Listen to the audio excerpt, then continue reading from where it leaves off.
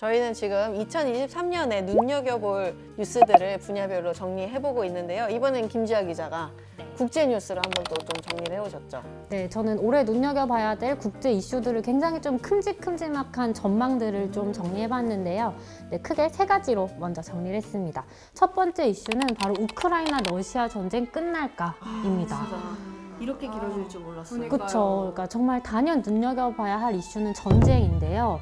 사실 언제 작년에 발발했었는지 기억하시나요? 2월이었나요? 정답입니다. 네, 그래서 2월 24일이었거든요. 그러니까 공식적으로 전쟁이 시작된 지 벌써 이제 1년이 다 돼 가는 거거든요. 어떤 전문가들도 예측을 못했던 거라서 23년 안에 전쟁이 끝날지 아니면 확전될지도 섣불리 이야기할 수는 없는 상황입니다. 이런 상황 속에서도 저희가 전쟁 양상은 계속 봐야겠지만 이거랑 함께 좀 지켜봐야 될 이슈들이 있어요. 어떤 거예요? 첫 번째는 바로 유럽의 에너지 가격입니다. 그렇죠. 실제로 사시는 분들이 막 전해오는 얘기 들어보면 진짜 심각하더라고요. 그래서 유럽 국가들에서는 에너지를 아끼겠다고 파리 에펠탑에 있는 조명까지도 다 끄고 있는 상황이거든요. 그러니까 이런 게 벌어진 이유는 유럽 국가들이 그동안 러시아산 천연가스에 너무 의존을 많이 했기 때문이잖아요. 그래서 유럽 국가들이 내년에는 이제 새로운 정책으로 우리가 이걸 좀 안정시켜 보겠다라고 하고 있는 상황입니다. 이게 바로 작년 말에 합의를 한 에너지가스 상한제거든요. EU 국가들끼리 특정 가격보다 러시아산 에너지가 비쌀 경우에 우리는 사지 말자라고 약속을 한 겁니다.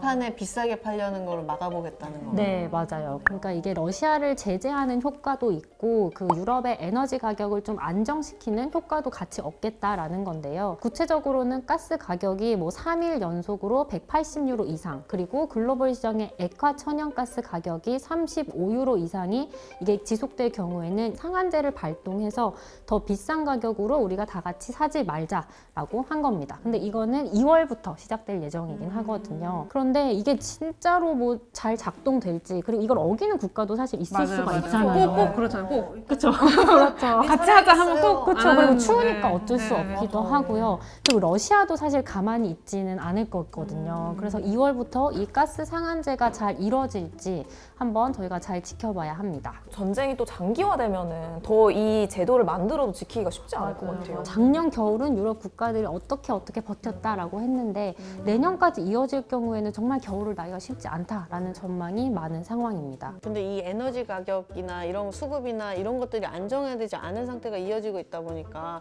유럽도 우리나라도 어렵다고 하지만 경제 성장률도 좀 낮을 것 같고 올해 경제 전망도 좀 어두울 것 같은데. 네, 경제 전망도 지금 굉장히 안 좋은 상황입니다. 특히나 저는 유럽 하면은 유럽 중에서도 독일이 경제 대국, 그렇죠. 경제가 진짜 좋은 일장이었죠. 나라, 그렇죠, 일장인데 2023년에 독일 경제 성장률 전망을 봐도 죄다 마이너스 전망을 예측하고 정말요? 있더라고요. 마이너스예요. 네. 독일 정부나 독일 내 기관들뿐만이 아니라 뭐 IMF나 OECD 그리고 EU의 행정부까지도 다 역성장을 할 거다라고 예측을 하고 있더라고요. 최대 마이너스 1.75%에서 0.3% 정도로 예측을 하는데 죄다 역성장을 예측하고 있어서 내년에 정말 유럽, EU가 어떻게 될지도 저희가 쭉 지켜봐야 될 것 같습니다. 그리고 여기에 살짝 덧붙일 이야기가요. 바로 난민 문제인데요. 그러니까 유럽 국가들이 전쟁 초반에는 사실 우크라이나 난민들에게 굉장히 호의적이었거든요. 대중교통을 무료로 이용하게 해주거나 거주비 지원 같은 걸 했는데요. 유럽 국가들도 자기네가 먹고 살기 힘들다 보니까 이런 지원들을 다 끊고 있는 상황이에요. 근데 전쟁이 길어지면은 난민은 또 점점 더 늘어날 수밖에 없는 상황이잖아요. EU 국가들이 이 난민 문제에 어떻게 대처할지도 저희가 올해 계속 지켜봐야 합니다. 우크라이나 피난민들은 우리나라에도 좀 일부 있다고 들었거든요. 디스커버에서도 한번 잘 좀 지켜봐야겠네요. 두 번째로 준비한 이슈는 또 어떤 것일까요? 네, 두 번째 키워드는 세계 인구 지각 변동입니다. 제가 거창하게 세계 인구라고 했지만 사실상 아시아 대륙의 이야기이긴 해요. 유엔이 내놓은 자료를 보면요, 2023년에 인도 인구수가 중국의 인구수를 추월할 전망입니다. 네, 중국의 인구가 14억 2,600만 명이고 인도의 인구가 14억 2,800만 명으로 인도가 전 세계 인구 규모 1위가 될 수도 있다라는 말입니다. 사실 원래는 유엔에서 2027년쯤에 인도 인구가 전 세계 1위가 될 거다라고 예측을 했었는데요. 그 시기가 좀 더 앞당겨진 겁니다. 그러니까 중국은 이제 점점 사람들이 나이가 들고 생산성도 떨어지고 그렇다 보니까 젊은 사람들이 뭐 결혼도 안 하고 애도 안 낳는 현상이 벌어지고 있거든요. 그래서 인구가 점점 줄어들고 있는 건데요. 반면에 인도는 꾸준히 성장을 하면서 인구가 늘어나고 있다는 겁니다. 근데 인도 인구가 중국 인구를 추월한다는 게 좀 어떤 의미가 있는지도 좀 설명해 주시면 좋을 것 같은데 두 나라 다 인구수가 되게 많은 나라잖아요. 사실 인구라고 하는 거는 뭐 단순히 사람 수가 늘어난다 이 정도가 아니라요. 뭐 그 나라의 뭐 사회보장 시스템 그리고 일자리 문제 또 경제적인 문제도 있고요. 조금 더 덧붙여 보자면 뭐 사람들이 활동하면서 내뿜는 온실가스로 인한 환경 문제까지도 굉장히 많이 얽혀 있는 거거든요. 그 중에서도 이 중국과 인도의 인구수가 역전된다라고 하는 건요. 지금 중국이 사실 미국과 함께 G2라고 불리는 아시아의 가장 큰 패권국이잖아요. 그런데 이 패권국의 위치를 지금 노리고 있는 게 바로 인도인데 그 인도가 인구수가 많아지면서 좀 더 본격적으로 중국의 자리를 넘볼 수도 있다라는 말입니다. IMF가 전망한 2023년의 경제 성장률도요. 인도는 무려 6.6%거든요. 이렇게 어렵다는 와중에 6% 그렇죠. 성장한다고요? 혼자 그렇게 하는데 중국은 뭐 3.2% 정도입니다. 뭐 우리나라보다야 많지만 사실 중국은 뭐 예전에 5% 성장도 쉽게 했었던 국가다 뭐 보니까 7% 무너지면 난리 난 것처럼 그렇죠. 그렇잖아요. 네. 갑자기 뭐 한 자릿수 성장이다라면서 난리가 났었는데 내년엔 3% 정도더라고요. 그래서 이런 상황 속에서 또 저희가 지켜봐야 될 건요. 중국이 어떻게 될지도 지켜봐야 합니다. 중국이 정말 제로 코로나 정책을 네, 하면서 봉쇄까지도 했었잖아요. 나갔잖아요. 네. 네. 근데 작년 말에 이 제로 코로나 정책을 폐기했잖아요. 그래서 일상 회복을 다시 하고 경제를 되살린다. 그러니까 뭐 리오프닝을 시작한 거나 마찬가지인데요. 근데 이걸 두고도 전망이 굉장히 엇갈리고 있더라고요. 이번엔 진짜 리오프닝이다 이런 것도 있던데요. 네, 그렇죠. 근데 문제는 사실 뭐 중국 경제가 살아나면 뭐 세계 경제에도 좋은 거긴 하지만 지금 중국 내에서 또 다른 변이 바이러스가 나타나서 정말 전 세계 위기가 오지 않을까라는 우려도 동시에 나오고 있습니다. 실제로 중국에서는 이미 새로운 변이 바이러스들이 많이 출현하긴 했는데요. 근데 아직까지는 그래도 다행히 전염력이 낮기 때문에 괜찮긴 한데 이게 사실 어떤 바이러스가 나올지는 저희가 아무도 모르잖아요. 그래서 이 이슈를 저희가 다 함께 지켜봐야 하고요. 사실 코로나 이야기는 조금 이따가 최현숙 기자가 조금 더 자세하게 할 전망입니다. 중국 경제 얘기는 사실 저도 관심 있게 보고 있어서 왜냐하면 중국 리오프닝에 따라서 우리나라 수출도 걸려 있는 거고 세계 경제가 다 달려 있거든요. 다들 그래서 이번에 리오프닝은 성공인가 이게 지켜보고 있는 상황이란 말이죠. 같이 올해 한번 콜라보 해. 그러니까 중국 경제 월드랑 얘기를 이코노미랑. 하면 제가 묻어가 보겠습니다. 서로 묻어가려고. 서로 안 준비해와. 네, 김지아 기자 어떤 소식 준비하셨죠? 네, 그래서 마지막 이제 키워드인데요. 이번에도 아시아 대륙 소식이긴 해요. 우리나라랑 정말 가까운 국가인 일본 소식입니다. 가깝고도 먼 국가네요. 다들 각국이 난리네. 네. 네. 일본 경제 어디로 가나입니다. 사실 작년에도 우리 일본 엔저 현상 관련해가지고 뭐 팟캐스트에서도 그렇고 또 듣동나 이코노미에서도 뭐 다루기도 했었잖아요. 재밌게 봤던 기억이 있는데 올해는 뭐 어떤 변화가 있을까요? 근데 사실 올해도 엔저 현상이 당분간은 지속될 거다라는 전망이 있는데요. 뭐 엔저 현상은 일본의 화폐 가치가 굉장히 낮아지는 현상이에요. 이런 상황 속에서 일본 경제연구센터에서 굉장히 흥미로운 전망 하나를 내놨더라고요. 이게 바로 올해 안에 한국의 1인당 GDP가 일본의 1인당 GDP를 추월할 수도 있다라는 전망입니다. 일본이 뭐 고령화가 하루 이틀의 문제도 아니고요. 뭐 생산성도 주변 국가인 한국이나 대만보다 떨어지고 또 사실 제가 대학생 때만 해도 잃어버린 20년이라고 배웠는데 이제 잃어버린 30년이 돼버린 거죠. 국제적으로도 뭐 킹달러 현상이 있으면서 일본의 화폐 가치를 이게 그 달러로 환산했을 때 우리나라의 1인당 GDP가 더 높아질 수도 있다라는 말입니다. 일본은 항상 경제 강국이다 이런 이미지가 딱 있잖아요. 그러면 저는 궁금한 게 내년에도 초저금리 그리고 양적 완화를 기조로 삼은 아베노믹스가 쭉 이어져 오는 건지도 궁금하거든요. 작년 연말에 아베노믹스를 조금 수정하는 게 아니냐라는 분위기가 있기는 했어요. 일본의 중앙은행에서 작년 말에 10년 만에 금리를 0.25% 올린 올리긴 했거든요. 징하다 10년 만에.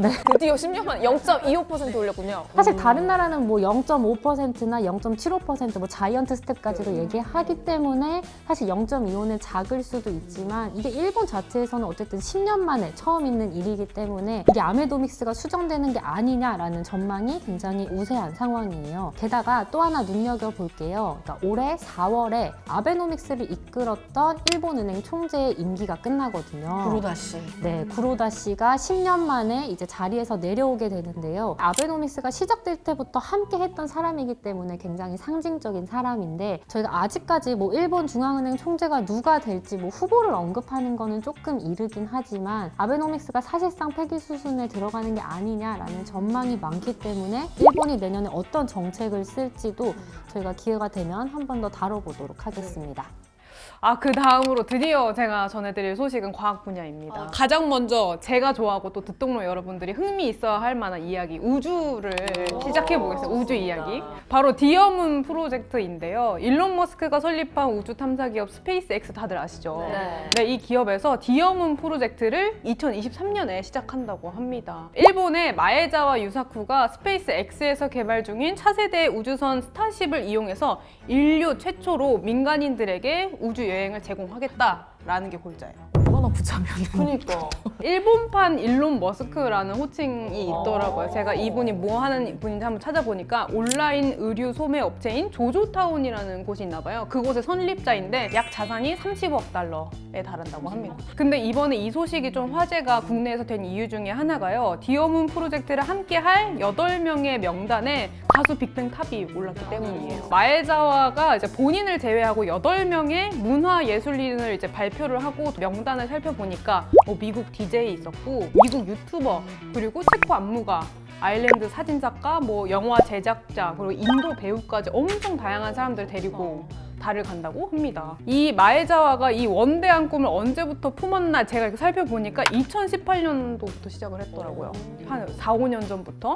또 이미 조종석을 제외하고 스타쉽의 모든 좌석을 사버렸어요. 그럼 이 좌석을 샀잖아요. 그럼 이 사람들 누가 탈 거냐라는 거를 공개 모집을 249개 국가를 대상으로 했어요. 근데 조건을 3가지를 내세웠더라고요. 첫 번째가 어떤 방식으로든 타인과 사회에 도움을 주기 위해 한계를 끌어낼 수 있는 사람. 저희 되잖아요. 저희 되잖아요. 그리고 두 번째, 비슷한 열망을 가진 다른 참가자를 기꺼이 도와줄 수 있는 사람.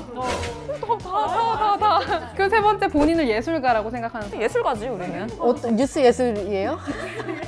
아티스트지. 이 조건들을 바탕으로 지난해 3월부터 공개 모집을 했는데요. 이 프로젝트에 응모한 사람만 100만 명이 넘었다고 해요. 그래서 이 디어문 프로젝트 명단이 확정되고 나서 유사쿠를 포함한 9명의 모습을 이제 공개를 했는데요. 진짜 영화 포스터처럼 이러고 저 책 같더라. 포스터가. 그래서 약간 우주 덕후들의 그 포인트를 진짜 잘 알고 있다. 이거 덕후니까 가겠죠? 그래서 그래서 좀 기대가 된다 이런 생각이 들었습니다. 그러면 그건 언제쯤 가는 거예요? 진짜 뭐 시작하는 그 계획이 좀 나와 있는 게 있을까요? 그러니까 구체적인 일정은 아직 안 나왔고 2023년에 가긴 간다라고 전체 이제 달 궤도를 여행하는 일정이 6일 정도 된다라고 했거든요. 듣동라 사이언스에서 이제 황정아 박사님 모시고 얘기를 했을 때 직접 전이 궤도를 통해서 가면 갈 때 3일, 올 때 3일이라고 했거든요. 그러니까 6일 정도면 그럼 곧장 갔다 왔다 이 궤도를 따라가겠다라고 다들 이렇게 생각을 하고 있는 상황이에요. 거기 탄 유튜버 부럽다.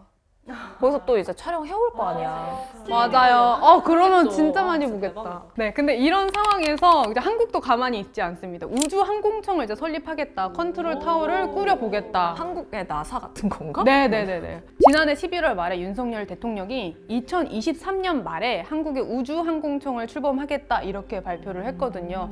구체적인 설립 시기가 이렇게 나온 거는 이번이 처음이에요. 과학기술정보통신부 그러니까 과기부에 이를 위한 추진단이 마련되어 있어서 특별법을 만들거나 그리고 조직을 꾸리고 또 우주를 간다는 게 굉장한 예산이 필요한 일이잖아요. 그러니까 예산을 얼마를 짜는 게 좋을지 뭐 준비 중이라고 합니다. 우주항공청 뭔가 또 굉장히 또 미래지향적인 이름 같기도 한데 무슨 일을 맡게 되는 건가요? 방금 아까 얘기했던 것처럼 한국형 나사를 만든다는 게 이제 1차적인 목표고 이곳에서 우주항공 정책을 수립하기도 하고 기술 개발도 하고 그리고 산업도 육성하겠다라는 임무까지 발표를 했어요. 그런데 지난해 연말에 우주 경제에 대한 청사진을 내놓기 있기도 했는데요. 2032년에는 달 자원을 탐사하고 2045년에는 화성에서 지질조사 임무를 수행하겠다라고 이렇게 얘기하기도 했고요. 지금 우주 관련 기업들 이런 연구원들은 대전에 많거든요. 그러니까 대전, 전남, 경남의 삼각 우주산업 클러스터를 만들겠다라고도 했고 지금 미국은 굉장히 아까 말했던 스페이스 X 같은 그런 기업들이 많잖아요. 그러니까 우리나라도 민간 주도로 우주산업을 육성하게끔 우리가 발판을 만들어주겠다.